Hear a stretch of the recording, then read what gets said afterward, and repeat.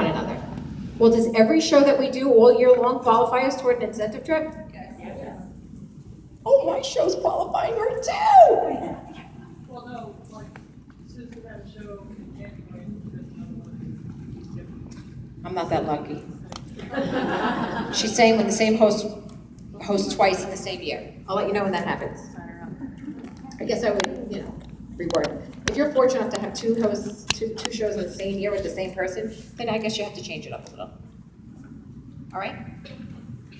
The guilt letter, and I don't care how high tech the world gets and how fast we get and how phenomenal technology is. I don't care what age we are. I don't care what gender we are. I don't care where we live. When it's personalized and it makes the person feel like $1 million, that to me has more of an impact than a fancy red stamp or any kind of email. And I used to think it was age discriminatory. I would think I'm 50 now. What? She's 50? Yup. I know I don't look it. But I used to think it was something like the younger girls. They're not into the handwriting thing. They're into it. Anybody here 20 or 25 years old? Are you still affected by a handwritten note by a friend? Say it loud. Yes. There you go. Love letters. Okay. So now let's get to the sticky part, the host coaching. Now, you should ask your host what is their preferred method of contact, because that's the most likely way they'll reach out to you, right? But they need to hear the sound of your voice, whether that's at the show you met them at, or they allow you to speak to them for at least 3 minutes. So let's say we booked over the phone and they heard my enthusiasm. The first host coaching call doesn't have to be over the phone if she doesn't want it to be. Let's say I booked someone through online. It was a home office lead. They emailed me. I don't want to call them. They don't want to call me. It's all technology. They can't hear my excitement. So if it's booked through technology, ask them, would it be all right if we have a quick 3-minute phone call, and then we will continue using the preferred method of your choice. Because they need to hear your enthusiasm at least once, whether that's at the show, on the phone, they need to hear the excitement. After that, if you want to text or email or Facebook or whatever to host coach the rest of the way, that's fine. Whatever method you choose, you must be thorough. Now, let's get over the fear. We know more than them. I don't care if there's a consultant in this room that's only done one show. You will know more than them. It is our job to come into their home and make them look like $1 million. And when they know that you have that intention to make them look that good, they're almost afraid to not jump through the hoop, right? Because you're impressing them by caring. So the easy parts are the hosts that send out all 40. The easy part is the host that wants to collect the outside orders. And the easy host is the one that tells you, I'd like to join your team. We all know how to react. If all 3 of those go that right on the first call, you're going to temporarily go blind. You're going to be so excited, you won't be able to see straight, okay? But I want to get into the dirty stuff today. What happens when they don't want to send the 40? What happens when they feel like their house is too small, or they don't know enough people? What happens when you offer the opportunity and it is the most awful, off-putting, rejected answer you could ever hear? That's the part you want help with, right? Okay. So when I do my first coaching call, if I have to do it over the phone, I will ask one question. Before we get started, I just need to know, are you comfortable having about 15 guests in your home for our demo? That's the most important question to me, because the way they react is going to tell me how I'm going to handle the rest of it. So what's the favorite answer that we get? Yes. Yes. That is going to be the best host. We know that. That's the easy one. So I would say, great. I have a formula that's going to get us to that number with ease. Would you like to know what it is? That's what I say to my host. When you send out all 40 of the invitations I provided, less than half are actually going to show up. How do you feel about filling out all 40 postcards? The host says yes? Great. You're going to be in my Hostess Hall of Fame. Go get your hair done. Take a picture. I'm going to be on my wall. Pay her a compliment. Pay him a compliment. That's the easy part. But what if they say, no, I'm really not comfortable? What's one of the reasons why a host would be uncomfortable having 15? Kitchen's too small. The home is too small. Now, I do come from an area, and I do have the type of personality that can pull this off. I say to them, this is the only time size really isn't gonna matter. But before I say that, I really, any objection or obstacle that they feel is in their way, this is how I really do start out. I will say to them, I'm so glad that you shared that with me, because you're certainly not the first. I validate whatever's going on, because no one wants to feel like they're the problem. And I always feel like I never want to feel like I'm the problem with my own friends and my roommates and I want to feel like, oh, that's happened to you too, right? Don't you feel better when that? Okay. So when I get an objection, I'm so glad that you shared that with me, because you're certainly not the first. Would you like to hear what others have done in your same situation? That is a blanket response to any objection. So if you said to me, I would love to send out all 40 postcards, but I don't know enough people. I don't have that many friends, right? Say that to me. I'd love to send out all 40 postcards, but I don't know enough people. I don't have that many friends. You sounded like last Thursday's host. I would say, Emily, I am so glad that you shared that with me, because you're certainly not the first host to be able to tell me that. Would you like to hear what others have done? Okay. Pitch and tone of your voice are key. Emily, you know what? You're not the first one to tell me you couldn't send 40. I don't know. Can I tell you what you need to do? Does that sound right? Emily, I'm so glad you shared that with me, because you're certainly not the first person. But would you like to hear what others have done? And then I take them through, how many postcards do you think you could fill out? I don't know, 20, 25? Okay. Why don't you try to get to the 40? And if you can't, I want you to call me tomorrow with whatever number you stopped at, because you know what? You may get to the 40, even though you think you can't. You may get there. We won't even have to go through all this. But I want you to call me tomorrow and let me know how many cards you have left. And then would it be all right if I shared some ideas with you? Emily? Okay. Emily! And these are my ideas for filling out other postcards. I will say to my host, who on your list of invited guests are you the closest with? Who's your BFF? Family. Lucky you. Who on your list of invited guests are you closest with? Friends. Person. Ashley. Ashley.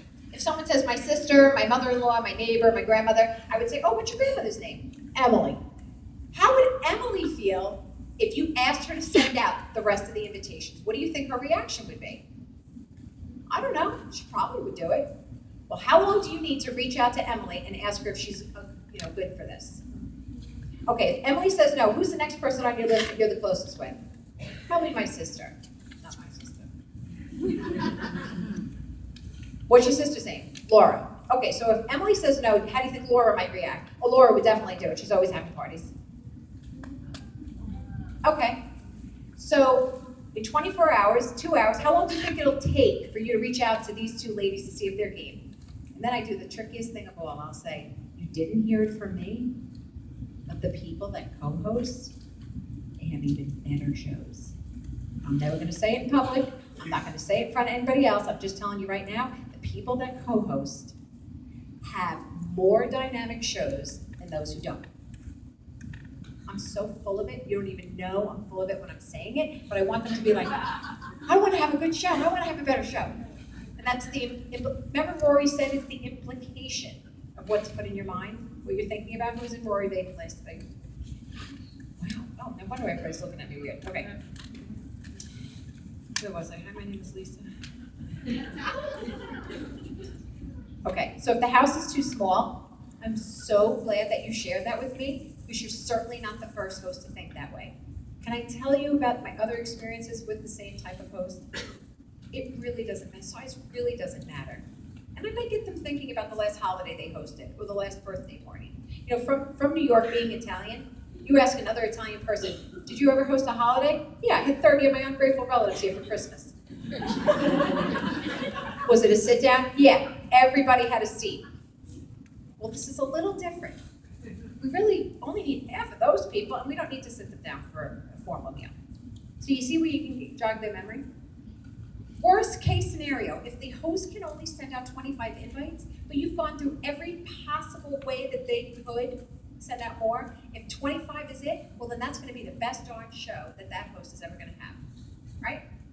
We would get mad when 3 people show up, but why are we mad at them? They showed, right? They get the show, okay.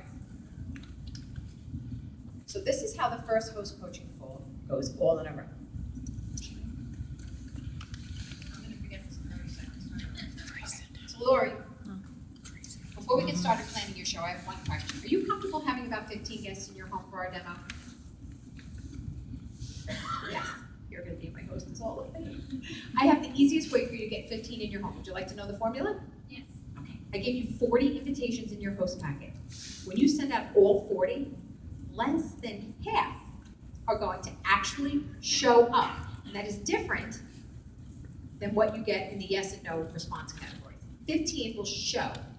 You okay with that? You'd like more? Told you they were gonna come up with stuff. Well, you fill out the 40 and then we'll go from there. Okay. The next thing I want to talk to you about are the outside orders. Now, are you able to print from home? Great. I'm going to send you an easy to follow order form. You only need to print page 1. And you're going to have the monthly and host and guest specials as well. But you're going to print out as much as you need. When you have at least 5 outside orders before the show, it's going to dramatically increase the amount of free product you get to choose for yourself. Dramatically. I don't think I've ever closed a show with less than 5. If you want to go for more, great. But 5 is what everybody does. It's going to dramatically increase your show total. All right? Okay. You can use my website. It's printed on the materials.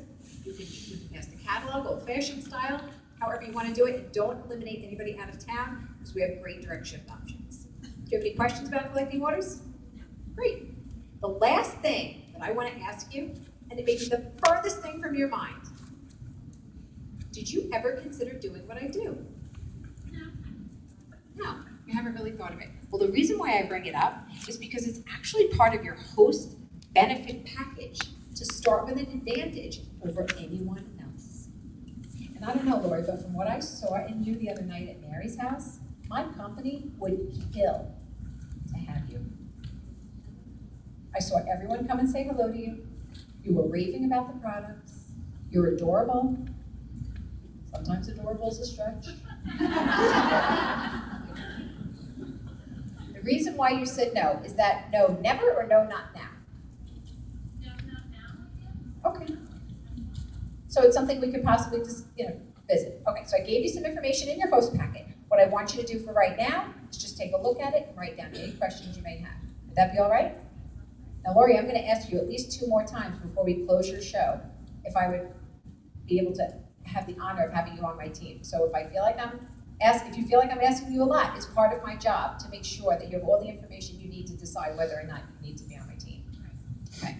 Now, let's stop for a second. The reason why you bring up the opportunity is it's part of the host benefit package. You would never go into your show and not tell about the free. You would never go to your show and not bring the product and not do the recipe. Right? We may forget about the host special, but we usually remember in time. But we deliberately leave out the kit credit because we're afraid. So the minute you're not afraid to hear no is the minute you will start asking every single host. So if she gave me the most off-putting no, it would be, you know what? The reason why I ask is it's actually part of your host benefit package to start with an advantage over others. I would never leave that out. Okay. The second phone call is a few days later. Hey, Lori, just checking back to see if you were able to send out your invitations. Or you could text this. Just checking to see if you sent out your invitations. They text back, yes, I did, and you would reply with? Do you need more? If I said, did you send out your invitations, and they said yes, would that make you happy? Yes. That doesn't make me happy. Why not? I want to know how many she sent or he sent. Oh my goodness, I'm so proud of you. How many were you able to get out? Because if she sent all of them, she's gonna tell me what number. That means she counted them. I sent out 26. Now I said, did you send out your invitations? They said yes, but that didn't mean 40. How many were you able to send? 26. Okay, wonderful start. What made you stop at that number? You compliment the effort, even if they sent 11. Great, wonderful start. What made you stop at 11? The only time I don't, nudge is if it was 38 or more sent. So if they said 22, 27, 34, wonderful start. What made you stop at that number? I'm gonna deal with that host's scenario. I'm not just gonna be all over the planet with it, okay? I will check back again to find out how many more. When I'm at a dead end, I'm at a dead end, but I won't stop until I know that I'm at that dead end.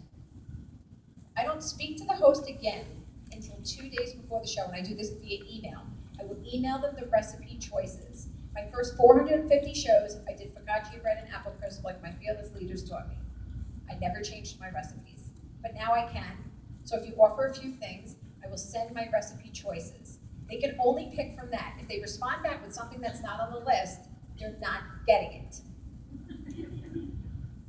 They're not. Because it will affect your show. So if you're walking into someone's house going, why in the world did I tell her I would make this thing? Because I don't even know what I'm doing. My family doesn't like it. I don't know. Oh, I forgot to tell her tomatoes. How many of you have done that? If you really mean no, then it's no. I email the recipe ingredients. I don't get directions from the show. I use my GPS, whatever. But that's it. Oh, one more thing. In the host coaching, a lot of people say to me, oh, what if they say, I want to invite through Facebook? Isn't that adorable? If you want to address the elephant in the room on that first call, say, are you tempted to go to Facebook and invite? Yeah, it's easier. Well, that's really, a wonderful way, but can I tell you what has happened to hosts that have gone that route? Well, yeah, what happened to hosts that did that? Disaster. And I'm gonna ask you why. If you threw your husband a surprise birthday party, would you do it through Facebook? No. You get that? No. If you threw your sister a bridal shower, would you do it through Facebook? No. Then why would you do this through Facebook? It's a personal invitation. It takes zero effort to put someone's name in a distribution list. And we know it. Zero effort. Delete, delete, delete. Oh, I didn't get it. I log on once a week. If it's in the mailbox, if it's handwritten, if it's got, everything, okay? So don't be afraid to raise the idea of Facebook can help and hurt. If they say I only know people through Facebook, that's the only way I can invite them. I really can't believe that people can't put two together on this subject, but how about we private message them for their address? Really? They need me to say this? So you can use Facebook for that. You can use it for a reminder. You can use it to attract outside orders, but don't let them do it in lieu of the postcards. And there's so many different variations on this. There's so many different opinions on this. But 17 and a half years, $1.4 million in sales, I believe in the postcard or the mini catalog. Okay? My time is up almost, right? When you fill out your surveys later, please remember that extraordinary is one word.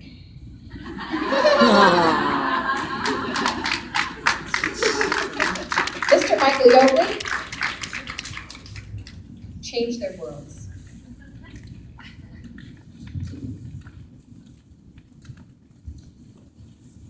She's a tough act to follow.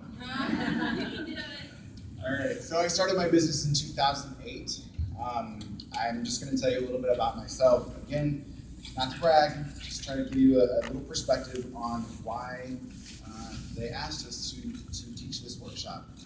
I have over $700,000 in career sales. My key to success is 2 shows a week, in addition to a full-time career. I also am the chief financial officer of a third of $1 billion state agency.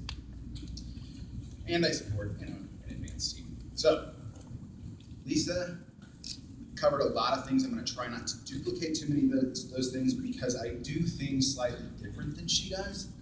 and I just want to help you all lead and coach your host to a successful show.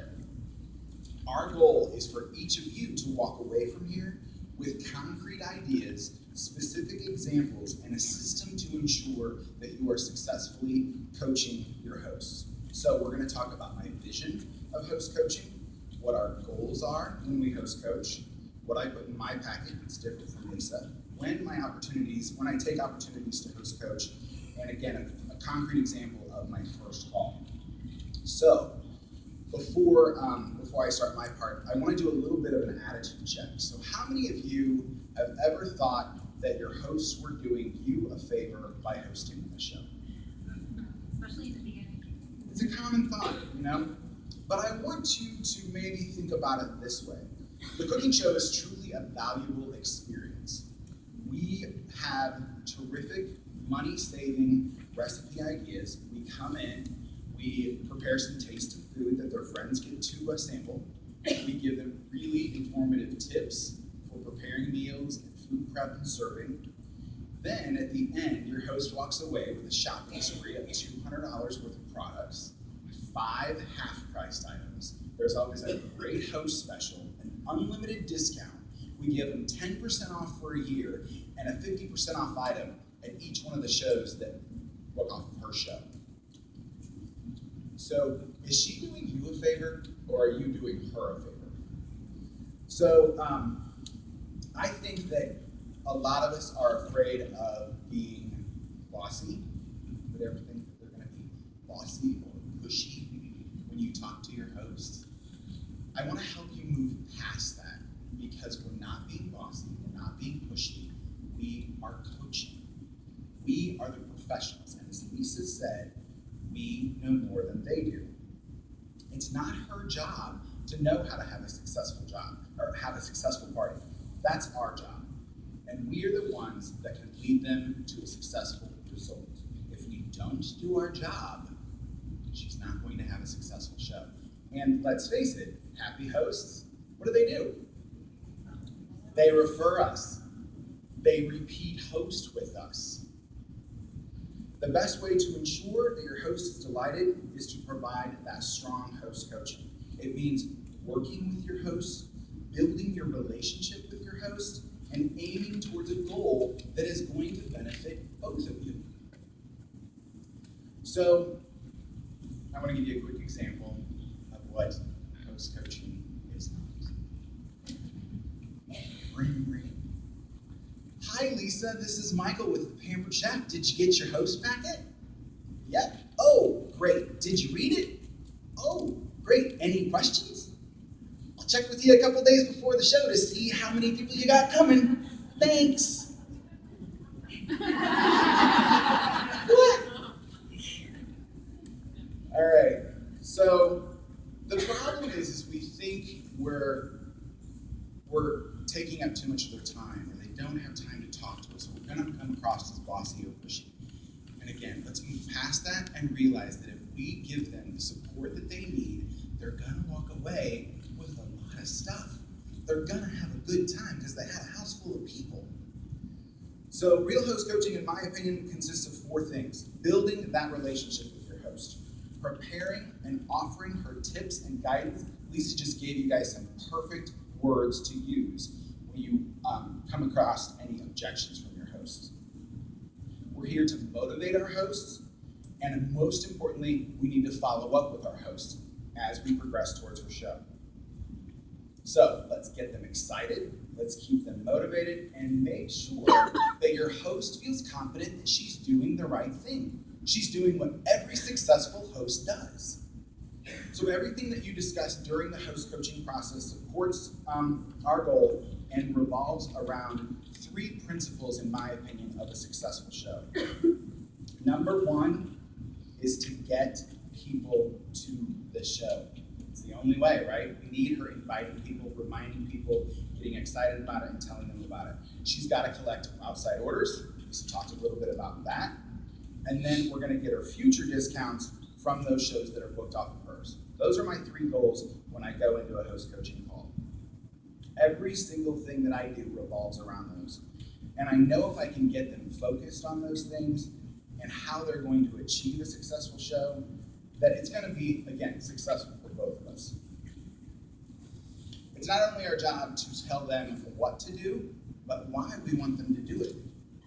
One part is, of course, creating our host packet. I like my host packet to be very easy, simple, organized. It's got to arrive on time, but I always keep it simple, sweetie. I know there's another way to say that, but I will tell you that I use predominantly only home office materials. I have not made a bunch of fancy flyers. I don't have a bunch of colorful postcards I've invented. The home office pays people thousands of dollars to invent these things for us, and they're beautiful. We should use them. So the other thing is those materials do not have a voice. They cannot speak to your host. Only you can speak to your host and give those materials a voice. I organize my packet in a 2-pocket folder. It's very simple. Whoever has those folders on sale for the cheapest. In the right-hand pocket, I have 2 catalogs, 6 outside order forms, a flyer on how to take orders and figuring totals, the host bonus, and the guest special flyer. On the left-hand side, I've of course got our party planner, a join us brochure.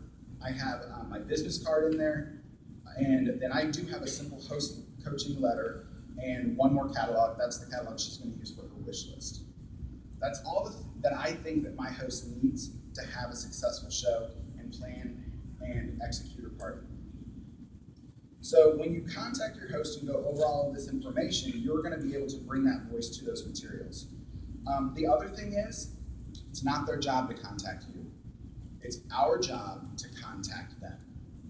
When I leave a voice message for my host and I do not reach her, I never tell my host she has to call me back. Now, she's welcome to call me back, and I, of course, leave my phone number, but it might be something like this. Hey, Lisa, it's Michael with the Pampered Chef. I was just calling to go over your host packet. You should have it by now. You can give me a call back at 217-415-7596, or I'll be calling you back in the next 24 to 48 hours again to see if we can go over that packet. So I've just given myself permission that I'm going to call her again the next time I make those calls. I always make sure that I try and have them in their hands at least 3.5 weeks prior to their show. If you're booking in close, of course, you may be taking those packets with you, and that's fine. But what I'm telling you is we need that much time normally to plan and execute a successful show. All right, here's some opportunities that you have to make your host coaching happen. When you book your show, if you're handing them a packet and you have the opportunity to do so, you can have your first host coaching call right then and there. It's going to be very effective in person too. She's going to feel that excitement that you have for your show. Now, don't get me wrong. If you're 6 people deep wanting to place their order, you can do one of 2 things. You can say, do you have a couple minutes to hang around? I'm going to go ahead and wrap up some more orders, but I'd love to go over some of these materials in the packet. Yes or no? She may say, no, I got to go. Great. When can we have our first conversation about your party? And set your appointment, schedule it, it's done. It's in your calendar and her calendar. And guess what? It makes making that call a lot easier. You've already set up the appointment. All right, within 24 hours of booking the show is an excellent opportunity to confirm the show, makes it rock solid, cements it on your calendar when you follow up. When you make that follow-up confirmation call, if you've handed her a packet, you can do your first host coaching call right then and there. I send all of my packets priority mail, so I have a tracking number and I know exactly when they get it. So it's an ideal time, again, I've given myself an opportunity to call and say, hey, it's Mike with the Pampered Chef. I saw through my tracking that you received your packet today. Do you have a couple minutes to go over it? Call quickly, because then there's no time for her to lose that packet, misplace it, or anything, it happens. And then, of course, you're going to continue your host coaching in the days leading up to the show. I even believe that host coaching extends at the show and beyond, because you're always, again, working towards that goal of outside orders, and you can continue to coach those even at and after the show. We're going to role play the first call that I make with my host. I'm gonna use Lisa as my host. My first call is always the longest, and I will admit to you that it takes about 10 minutes. With the interaction, today it's not gonna take 10 minutes, but that's my longest call, and it's the best investment I can make in that show is to spend 10, okay, I'll admit it, sometimes they're 20 minutes, but that's just because I'm chatty and friendly, okay? But 10 minutes on my calendar with my host is gonna pay me back tenfold. All right, so I'm not gonna look at Lisa because I'll admit I do most of my coaching over the phone. And this is gonna feel a lot more like a phone conversation if I'm not looking at her.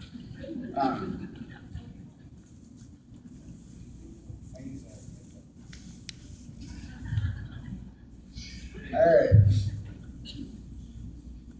I also host, I do this first call, and I've got it up here right now. I do this with a party planner in my hand, because then you'll never miss any of the things that you need to make sure people will know with her. So, ring, ring, ring. Hello? Lisa? Yes, who's this? Hey, it's Michael with the Pampered Chef. Hey, Michael. How are you? I'm good, how about you? I'm great. Did you receive that host packet that I mailed you? Yes, I did. Fantastic. Is this a good time where we could spend a few minutes just talking about some of the things in it? Yes, I have just a few minutes. Okay, do you have it with you?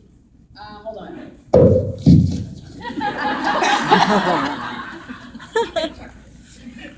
I got it. Okay, perfect.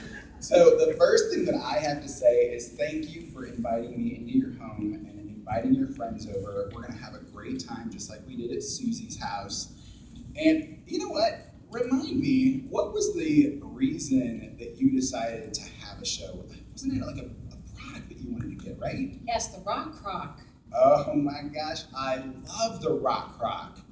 You know, and it's a great reason to have a show because it's always best to get those types of things for free, right? Awesome. Well, since we're going to be earning you the Rock Crock and lots of other things for free, I've got a great idea. Why don't we make a recipe in the Rock Crock so we can show all of your friends how amazing it is? Does that sound good? Yeah. Awesome. So as you've gone through that packet, have you found anything else in the catalog yet that you're interested in? Lots. Well, in the packet, there is a party planner. You'll see it, it says, let's plan your party. And we're gonna use this because I want you to make sure there's a catalog in there too. I want you to make sure that you're dog-earing the pages, circle the items in the catalog that you want, because I wanna know what's on your wish list when I come to your house, okay? Sure. Awesome. All right, I know that when I hosted a party, I wanted just about everything in the catalog, and the good news is with a successful party, we're gonna be able to get you everything that you want. So I need you to do just a couple things for me to make it a successful show. Can you do that for me? What are they? Okay, well, first of all, on the right-hand side of that where it says, let's plan your party, it says guests, and I'm gonna need you to make